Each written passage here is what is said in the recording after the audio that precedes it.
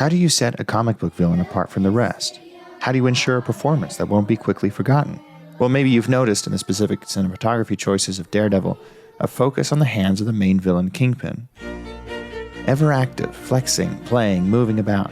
This has to be a specific acting choice. Kingpin actor Vincent D'Onofrio would not leave something like this to chance.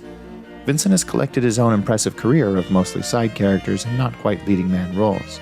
In fact, he enjoys these roles where he's allowed to make his own artistic contribution to the movie without being totally in the limelight. His impressive career has stretched from Stanley Kubrick's Platoon to Men in Black, and of course, most famously Kingpin, possibly the most extensively and well-developed villain across all of Marvel. If you think about it, most actors really just have one character that they play but pasted onto different movies. Sandra Bullock is basically just Sandra Bullock all of the time, and Robert De Niro is Robert De Niro. And that's fine. Most people are only good at one thing, themselves. But Vincent is one of the Hollywood anomalies who can shapeshift into different roles and become unrecognizable. So what does the Kingpin actor have to say about this specific acting choice? In an interview with Comic Book, Vincent revealed an inspiration for this. He drew upon Laurence Olivier's performance in The Entertainer, in which his character stands in a scene during an argument. I was told there was a scene where he had nothing to do but stand there. And the only thing he moved during the other people's dialogue was his pinky at his side, and his pinky would just flick out like that. That's the only thing he was doing, was moving his pinky during. And they said it was a phenomenal thing because everybody went to the pinky and then went to what he may be thinking to make his pinky move. And that's exactly what the scene needed at the time.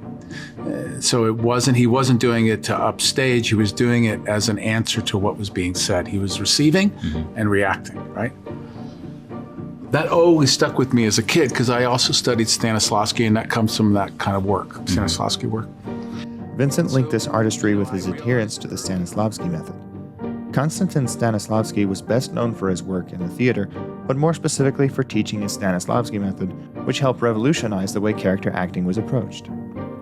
He sought to bring a rawness, an emotionally truthful expression and believability to acting that it frequently lacked before the turn of the century, as theater acting was defined by the exaggeration of emotions and gestures that was found in the theatrical customs of people groups all over the world for millennia. This is maybe most famously displayed in the classic masks that the ancient Greeks, among other cultures, would use in their plays. The website Backstage explains that with the turn of the century came new types of stories to the theater, ones that centered on everyday characters rather than great heroes and gods. And Stanislavski sought to provide an emotionally rich and truthful acting style to match these personal stories.